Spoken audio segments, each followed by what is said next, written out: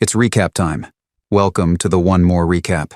Today I'll be explaining a horror thriller movie called Humane, released in the year 2024. The film starts with a dystopian introduction to a world where food and resources have become rare commodities. The authority in the dystopian world removes people and eliminates the population to sustain living. The story moves forward when two shady-looking piano movers shift the instrument to a rich man's house. This is where we get the first look at Jared York, a rich guy in the business of reducing the population. When the shady piano movers hear an interview of Jared playing on the television, they get infuriated by his controversial stance. Eventually, they have to apologize as the house belongs to none other than Jared's father, Charles York. The scene shifts to the kitchen, where Charles consoles her wife, Dawn. The family portrait also reveals that it is the same dysfunctional, filthy rich family that is up to no good in this dystopian world. One by one, the family members arrive for a dinner organized by Charles. At first, it's Jared who enters the house in a bad mood. The controversial statement that he made in the interview about his 10-year-old infuriated her wife. Later on, Rachel York, the daughter, arrives along with Charles's granddaughter. Rachel is reprimanded by Charles because the dinner was supposed to be only for the adults. The situation works out eventually, but it stinks of something shady that is going to take place in the mansion. The adopted son, Noah, is the last one to arrive. We can see him as a nervous fellow, afraid to even enter the weird house in the first place, thereby revealing the one person who is sane in this eccentric family. Noah chats with his girlfriend, who even advises her to come back home if he's too nervous. This is when Ashley arrives, another member of the dysfunctional family. Noah and Ashley catch up with each other and eventually decide to take part in the dinner of a lifetime. When the family finally gets together, Charles reveals the purpose of their sudden invitation. No one from the family had any idea about the revelation, and it came as a shock to the members. Charles and Dawn state that they are going to enlist in the program, a reduction scheme from the authority that is mandatory in the dystopian world. Even though the onus doesn't lie to them, Charles decides on everyone's behalf. The news spreads like wildfire among the family members. No one can digest the fact that their rich family is going to succumb to the reduction scheme. At first, the children protest Charles's decision, and also the addition of Dawn to the idea. Noah even slams the table with a stick to register his disapproval of the decision. Rachel also shouts at his father that this is another one of his fame-seeking ideas, the one that will make them even more superficially respected. All this while, Noah also reveals about his girlfriend, who has been helping him to stay on track. Charles expresses his disappointment in Noah's life choices and goes on to convince the rest of the family members. The sudden twist in the story happens when Dawn escapes the mansion at the last moment.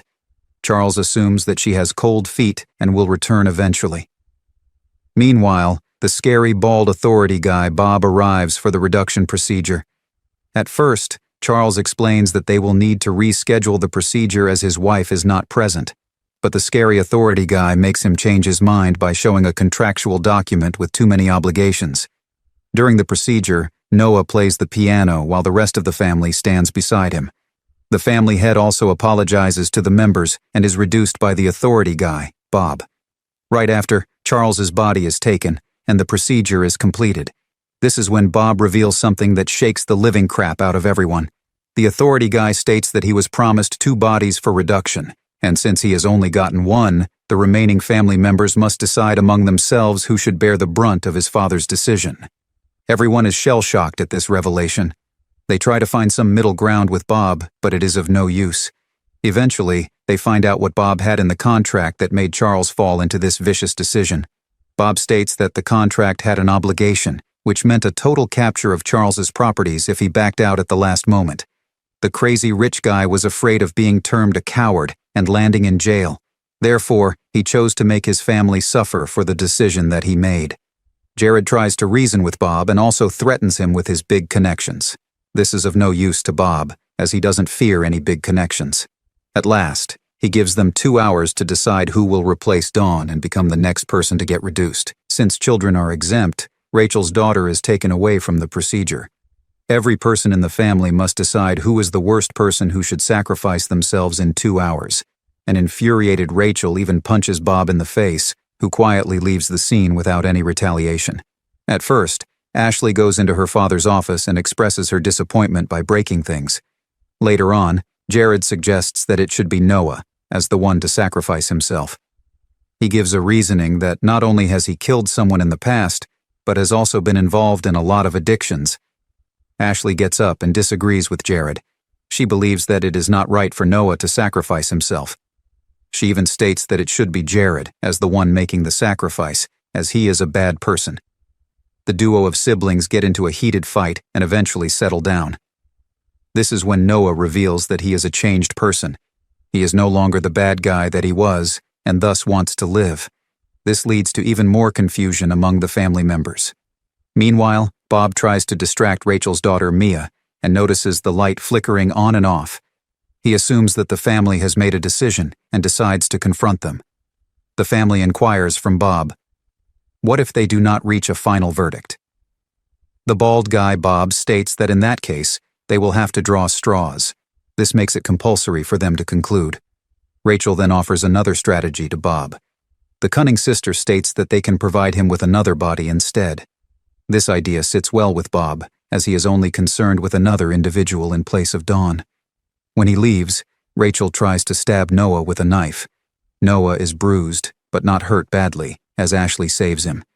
This is when Rachel tries to convince Ashley that with Noah's inheritance money, they'll be able to pay for an acting career. Even though Ashley changes her stance after hearing this, she reveals that her father has already paid the inheritance to someone else. This is when the entire family surrounds Noah and decides to get rid of him. Noah can escape all of them, but gets attacked by Jared. Noah makes use of a heavy object to hit Jared in the face. Once Jared is down, Ashley uses pepper spray to tackle him. When he tries to escape again, Rachel throws the knife at Noah, which gets stuck in his back. An injured Noah makes his way to his father's room. This is where he is locked up. All this while, the bald guy Bob receives the news that Dawn has been caught. Instead of telling the news to the family, he maintains it as a secret. He hides his real intention and orders Dawn to be kept in custody. Back at the house, Noah takes it upon himself to fight the siblings. At first, he tries to send a message to his girlfriend and say his last goodbye. However, due to signal jammers, the message is not delivered.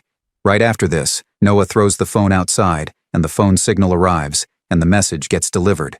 Noah breaks the piano and makes use of one of the legs as the weapon. He also moves out of the room with the newly acquired weapon and gets into the kitchen. This is where he meets with Ashley, who pretends to be on his side. She even distracts him with their wall pictures, while Rachel arrives and stabs him in the hand. Noah gets away from the members and locks himself in a room. When Jared tries to enter, he throws his bat and gets rid of him. Meanwhile, Ashley hits him on the head, thereby knocking him unconscious. The greedy siblings then tie him up and decide to stab him together. The next moment, the bell rings, and Noah's girlfriend arrives at the scene. The siblings get out of the house and find her recording everything and exposing the authority. This is when Bob shoots down Noah's girlfriend and calms down the scene. He informs the family members that this doesn't count as a body, as he wants a body among them. The panicked set of siblings goes inside the house only to find that Noah has escaped. Noah switches off the light and attacks Ashley first. He stabs her first, and then goes for Rachel. This is when the pair of siblings share an emotional moment, as each one of them offers their body in place of Ashley. Upon hearing this, Noah suggests that it shouldn't be any one of them. It should be the bald guy, Bob. The cunning siblings agree to the idea, and Fake presents Ashley as the body. When the team arrives along with Bob, they take him up as hostage. Eventually, Bob finds himself amidst the procedure. He reiterates that killing him will only result in the wrath of the authority, which will mean that they cannot escape it and will be punished. Noah prepares for the procedure, and the scene blacks out. The scene shifts to a new setting where Noah is playing a piano, and the sibling is present in the audience. Through news clips, it is revealed that the siblings made a deal with Bob and presented Ashley and Noah's girlfriend as the bodies, thereby making them free. The film ends here. I hope you liked this movie recap. Please comment down on what you liked about this movie and what scene you liked, and don't forget to subscribe. See you in the next video.